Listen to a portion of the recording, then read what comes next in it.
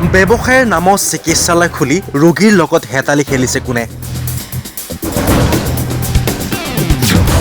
যধে মধে চিকিৎসালয় খুলি ৰোগীৰ লগত খেলা কৰিছে নেকি একাংশই? ব্যক্তিগত চিকিৎসালয়ত এগৰাকী ৰোগীৰ মৃত্যুক লৈ উত্তেজনা। ভুল চিকিৎসাৰ অভিযোগ চিকিৎসালয়খনৰ ওপৰত।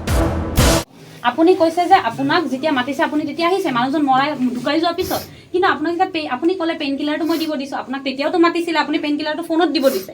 মোক একবাৰ তাই ৰিপৰ্ট কৰিছে আপুনি শুই আছে বুলি, ফোন কৰিছে আপুনি শুই থকা বুলি কৈছে।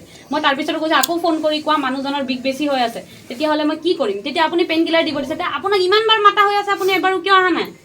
আহি পেলাই আপুনি কৈছে পেইন কিলাৰ মাল্লাবা কি ইনজেকচন আপুনি তো দেখা নাই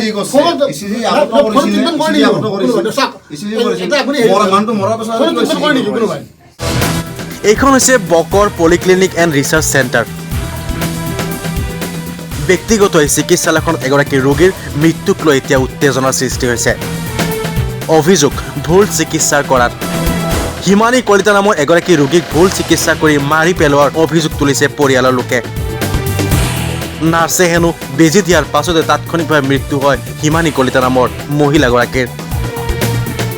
মৃত মহিলাগৰাকীৰ ঘৰ বকৰ খিচাপীঠত। ডায়েৰিয়া আৰু জ্বৰত আক্ৰান্ত আছিল মহিলাগৰাকী।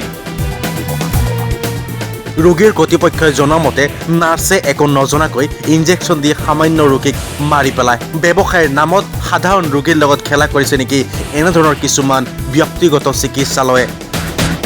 টকাৰ লোভত চিকিৎসাৰ নামত ৰোগীৰ লগত যেন খেলা কৰিছে এইসমূহ চিকিৎসালয়ে। আচলতে এইসমূহ চিকিৎসালয়ক নাকি কোনে লগাব? এটা মন্তব্য শুনক কেনেদৰে মাৰি পেলালে এগৰাকী মহিলাক। একো কোৱা নাই, ICU লগা হ'ব পাৰে বুলি কৈছে। যদি লগা হয় আমাৰ এখন মেডিকেল আছে কল্যাণী, আমি তাত নিম বুলি কৈছে। আমাৰ কল্যাণীত নিবলৈ একদমেই মন নাই। তো তাৰপিছত তেনেকৈ আমি GMCত ৰেফাৰ নিদিয়াৰ আগতে আমি GMCত মানে লোৱা ব্যৱস্থা গোটেইখিনি কৰিলে। মানে কি অলপ মানে কেৰাটিনটো অকণমান বাঢ়ি গ'ল কিডনী। তো সেইটো যিহেতু বাঢ়ি গ'ল, ইয়াতেতো ডক্টৰ নাপাম কিডনী, চ' আমি GMCতে নিম, একেবাৰে ট্ৰিটমেণ্ট কৰাই আনিম বুলি ফালে কালি গোটেইখিনি জগাৰ হৈ গ'ল। সেইখিনি সময়ত পেইনটো অকণমান বিষ হ'ল। দাদা আছে তেতিয়া, ডাঙৰ দাদা আছে, বিষ হৈছে। বিষ হওঁতে মই তেওঁ মানে নাৰ্ছজনীক তেতিয়াৰ পৰাতো মাতি আছোঁ, 3টাৰ পৰা মই ডক্টৰে মাতি আছোঁ, এবাৰো নাহিলে। ডক্টৰ শুই আছে। 5টালৈকে কেছ, 5:15 ঢুকালে। 5টালৈকে মই 3 ঘণ্টা 3.5 ঘণ্টা ডক্টৰক মাতি আছোঁ, ডক্টৰ একবাৰ নাহিলে। আনকি আমাক জনাইছে ডক্টৰ শুই আছে বুলি।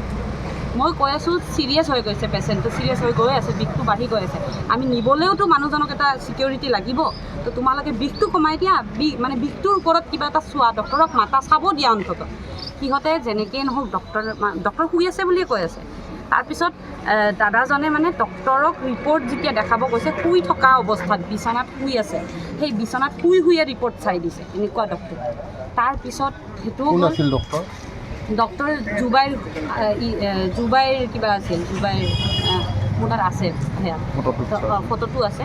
তাৰপিছত সেনেকৈ তেওঁক চাইছে, চোৱাৰ পিছত গ'ল। তাৰপিছত 5টা মানত তেওঁ ভাত খালে, ভাত পানী খালে, কথা পাতি আছে। মোক ঘৰতে নিয়ে আৰু ক'তো নিব নালাগে বুলি কৈ আছে, ভালকৈ কথা পাতি আছে।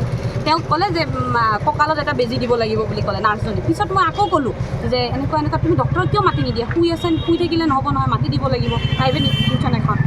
তেতিয়া তাই ডক্টৰক ৰ'বা ফোন কৰিছে। ফোন কৰোঁতে ডক্টৰে কিবা এটা মেডিচিন, পেইন কিলাৰ এটা প্ৰেছক্ৰাইব কৰিছে, ইনজেকশ্যন। সেইটো তাই লৈ আনিলে। প্ৰেছক্ৰাইব কৰা নাই, ফোনত কৈছে, একো লিখা নাই, ফোনত কৈছে। এই জুবাইৰ আলমটোৱে কৈছে, কিন্তু মেইন ডক্টৰটো আছিল ডক্টৰ মানস হাজৰিকা।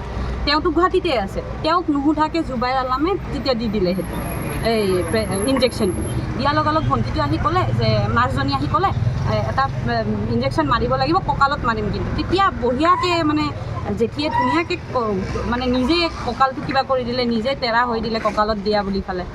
দিয়া লগালগ অন দ্য স্পট, 2 ছেকেণ্ড নালাগিল, মানুহজনী হাত ভৰি টাইট কৰি দিল, হাত টাইট কৰি দিল, ধৰি ৰাখিব নোৱাৰে হাত। ইনজেকশ্যনটো দি থাকোঁতে মানুহজনী ঢুকাই গ'ল।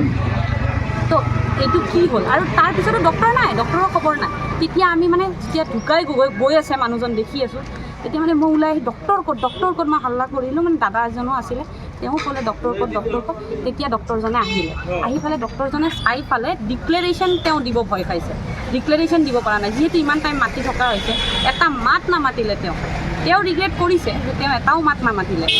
হস্পিটেল কৰ্তৃপক্ষই কি ক'লে? হস্পিটেল কৰ্তৃপক্ষই বহুত কথা কয়, ইফালে মানি লয়, প্ৰতিপক্ষ নাই অ'নাৰক আমি ক'লোঁ যে অ'নাৰক মাতক, কাৰণ আমাৰ মানুহজনী ঢুকাই গ'ল, কিন্তু এইটো যিহেতু লোকেলিটি বেছড মেডিকেল হয়, আমি লোকেলখিনিতো ইয়াতে আহি থাকিব লাগিব, তো এনেকৈ যদি আপোনালোকে মেনেজমেণ্টখিনি ইমান বেয়া থাকে কেনেকৈ হ'ব? আমি একবাৰ অ'নাৰৰ লগত কথা পাতিব বিচাৰোঁ, ঘৰৰ মানুহে ক'লে।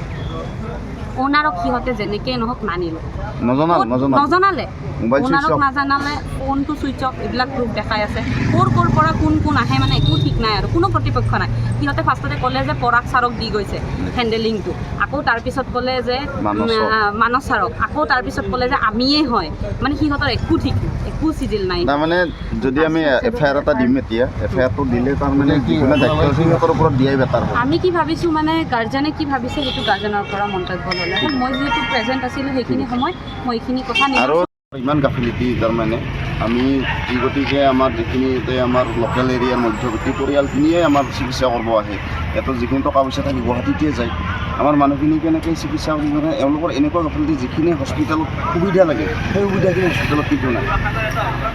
আমি জানামতে আৰু যিখিনি জানো হস্পিটেলত একেবাৰে সেই সুবিধাখিনি আমাৰ যিখিনি ৰোগীক লাগে সেই সুবিধাখিনি ৰোগীৰ কোনো এই নাই। এটা পেচেণ্টক বেজি দি থকা অৱস্থাত মৰি যোৱাটো সেইটো বিৰাট ডাঙৰ কথা হৈছে।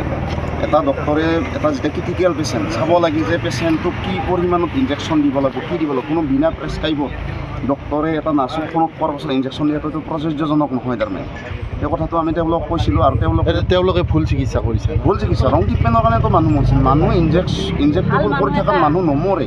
কথা কৈ কি ব্যৱস্থা ল'ম বুলি ভাবিছে? ব্যৱস্থাটো আমি প্ৰশাসনৰ সহায় ল'বই লাগিব। এনেকুৱা প্ৰতিষ্ঠান আমাৰ ওচৰত থাকি কোনো লাভ নাই, যি গতিকে আমাৰ মৃত্যুৰ মুখলৈকে আমাক ঠেলি দিব পাৰে যি নেকি।